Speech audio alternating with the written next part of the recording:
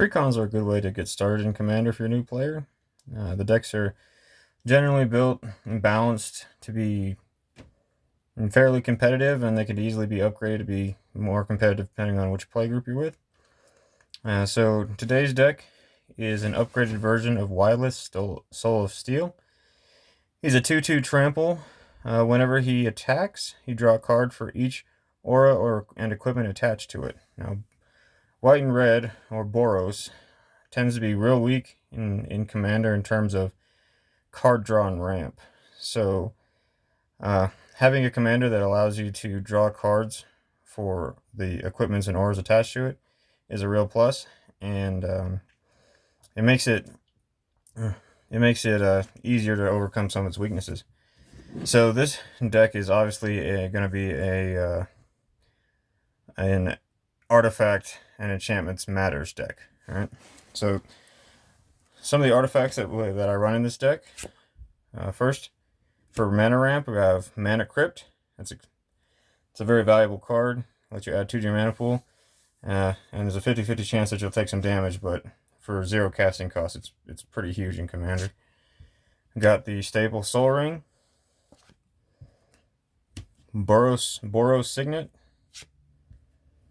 Arcane Signet, the Star Compass, and Worn Power Stone. Howling Mine provides some extra card draw. Lightning Greaves and Swiftfoot Boots provide some evasion protection. And like I said, this is an Equipment Matters deck, so we have the Sword of Feast and Famine, Sword of Light and Shadow, Sword of Fire and Ice, and the Sword of War and Peace. Now all these swords bump your equipped creature +2/+2, gives them protection from 2 colors, and has some kind of triggered ability for whenever they do combat damage. So they're pretty powerful cards to have. And then additionally, got the Hero's Blade to bump your commander. Sword of the Animist. It bumps your commander a little bit, but then it also works as ramp because it lets you get basic land cards from battlefield when it does damage. Sword of Vengeance gives first strike, vigilance, and trample.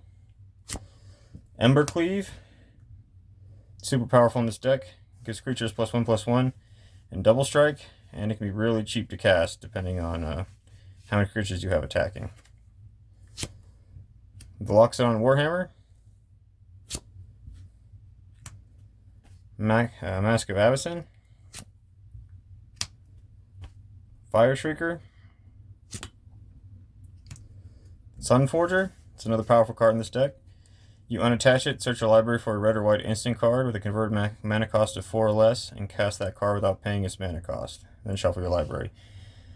The mana curve in this deck is mostly pretty low spells. I think there's 1 or 2 that are 5, and then maybe 1 or 2 that are 6 tops. Everything else is 4 and below. Haunted Cloak gives creatures vigilance, trample, and haste. And then for auras, this gives the commander indestructible. It can be played at flash speed.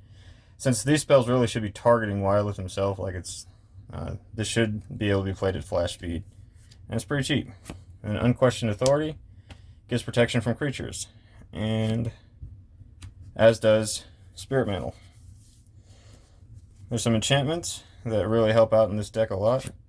Sigarda's Aid lets you cast auras and equipment as though you had flash. And whenever an equipment enters the battlefield under your control, you can attach it to a target creature without having to pay an equip cost. Then Smothering Tithe is possibly the best white card ever made for Commander. Whenever an opponent draws a card, they have to either pay 2, and if they don't, you get to create an artifact token that you can sack for mana. Some combat trick stuff. Eerie Interlude helps you avoid board wipes by exiling all your creatures and then returning them to the battlefield at the beginning of the next end step. Rootborn Defenses lets you populate a token. There is some tokens in here, but really it's more important for the indestructible. It's another one. Unbreakable Formation gives you indestructible. The Boros Charm is pretty versatile. You can either do 4 damage to a target player or planeswalker.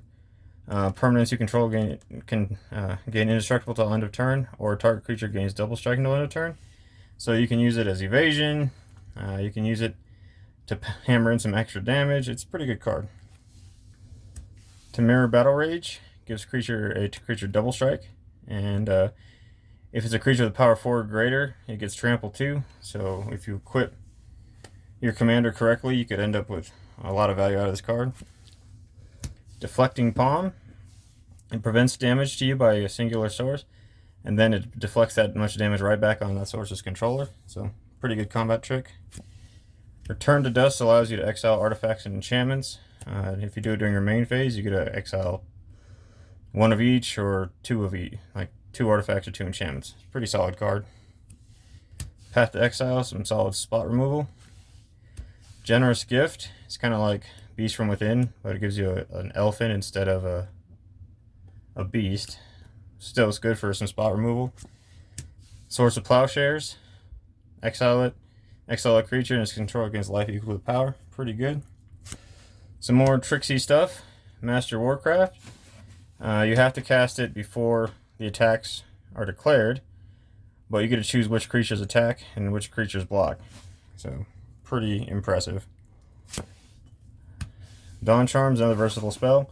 You can prevent all combat damage that would be dealt this turn, so basically like a fog. You can use it to regenerate a creature. You know, if your commander gets killed, you could do that. Throw him in the graveyard and regenerate him instead of having to put him back in the command zone. Or you can counter a target spell that targets you. So, white counter spells, not super common, so that's pretty cool. Relentless Assault gives you an additional combat step, which is pretty good in a deck like this, where commander damage is realistically how you're trying to take people out. And then a couple of token generators. White Sun Zenith.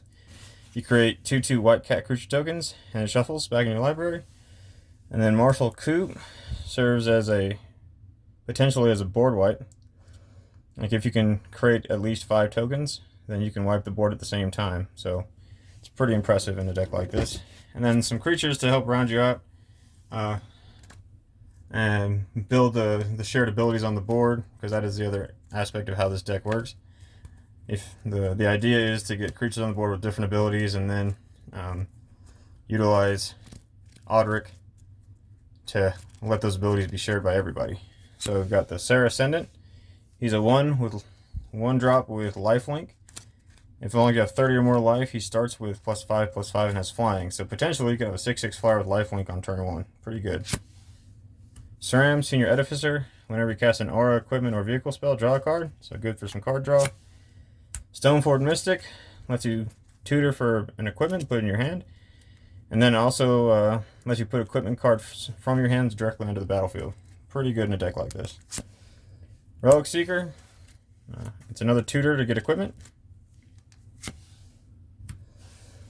Arden, Intrepid Archaeologist. At the beginning of combat on your turn, you may attach any number of R's and equipments you control to target permanent or player. So another way to cheat the cost of equipping your swords and stuff like that, or your auras. Denethor Capation Paragon. First strike, Vigilant, Lifelink. Auras and equipment spells you cast cost 1 less to cast, so pretty good in this deck. Ironclad Slayer. Ironclad Slayer enters the battlefield. You may return target aura or equipment card from your graveyard to your hand. Gadrick, the Crown Scourge. He's flying. You can't attack unless you control 4 more artifacts. So this is a good fit for this deck for a 5/4 flyer, since there's tons of artifacts. And at the beginning of your end step, he creates treasure tokens you can sack for mana. So pretty good in here. Brass Squire lets you attach an equipment you control to a creature you control. Tajik, the Legion's Edge. He's got haste, he has Mentor, so whenever he attacks, you put a 1/1 counter on a target attacking creature with lesser power. He prevents all non-combat damage that would be dealt to other creatures you control. So pretty good in here as evasive and protection. And then you can give him first strike. The Howling Golem is a good way to draw some cards. The other Tajik, Blade of the Legion. He's indestructible, and when he attacks with 2 other creatures, or at least 2 other creatures, he gets +5/+5 and no end of turn. So 7/7 indestructible is pretty decent in a deck like this. Perforos, God of the Forge. He's indestructible. Whenever another creature enters the battlefield under control, it does 2 damage to each opponent, and then you can pump them as well. The aerial responder has flying, vigilance, and lifelink. Roas, god of victory. He's indestructible. He also gives your creatures menace when they're attacking. And he prevents all damage that be dealt to attacking creatures. Like I said, Audric, Lunarch Marshal, is really, really powerful in this deck. So even though it's a Voltron strategy, well, the commander's a Voltron commander, this allows you to not only use a Voltron strategy to win. This kind of card makes it so that your deck has a little bit more flexibility. And the biggest downside to Voltron is that it usually has a single point of failure. So cards like this and Aroas and the other shared ability cards make it so that you don't have to just solely focus on Wyleth for the win. Keeper of the Accord is another super powerful card in this deck. At the beginning of each opponent's end step, if that player controls more creatures than you, create a 1/1 white soldier creature token. At the beginning of each opponent's end step, if that player controls more lands than you may search your library for a basic plains card and put it on to the battlefield, tap, and shuffle your library. So, helps you stabilize your board if you're having a hard time getting creatures out. If you're missing land drops, so it helps you keep up with that as well. So, excellent card. I'd say this and Smothering Tide are probably the two best cards in this deck to keep you on pace with your opponents. Core Cartographer, it's another ramp card, brings out a land. Rebecca, Architect of Ascension, gives your artifacts protection from from spells for each converted mana cost among artifacts you control. So you have protection against 1-drop spells, 2-drop spells, 3-drop spells. Really, I think all the artifacts in this deck are like 3 or less, maybe 4. There might be 1 or 2 with 4. Tiana, Ship's Caretaker, flying first strike. Whenever an aura or equipment you control is put into the graveyard from the battlefield, you can return that card to its owner's hand at the beginning of the next end step. So it's a way to get stuff back if it's been destroyed. The other Purphoros, the Bronze Blooded, he's also indestructible. He gives other creatures you control haste, and for 2 and a mountain, you can put a red creature card or an artifact creature card from your hand onto the battlefield and sacrifice at the beginning of the next end step. So honestly, for this deck, the real reason I play it is that ability to give other creatures haste. And finally, the only 6-drop in the deck, Sun Titan. It's a pretty good card for getting back permanents, and since most of the permanents in this deck cost 3 or less, it's a good way to get back artifacts and enchantments as needed. For non-basic lands, I play lands like Myriad Landscape, Evolving Wilds, and Terramorphic Expanse to fix your mana, get you in the color combination that you need. Then there's some utility lands like Encroaching Waste, which lets you destroy non-basic lands like, say, a Maze of Ith, which would keep you from being able to attack effectively with your commander. Slayer's Stronghold, it does add mana, but it also bumps your creatures and gives them vigilance and haste. Rogue's Passage makes target creature unblockable. Sunhome, Fortress of the Legion. You can give a creature double strike until end of turn. Then Command Towers are good for fixing mana, as is the Boros Garrison, Rugged Prairie, and Spectator Seating. To round this deck out, I run 14 plains, 10 mountains. So like I said, the precons are really good ways for a new commander player to get started and get comfortable with the format.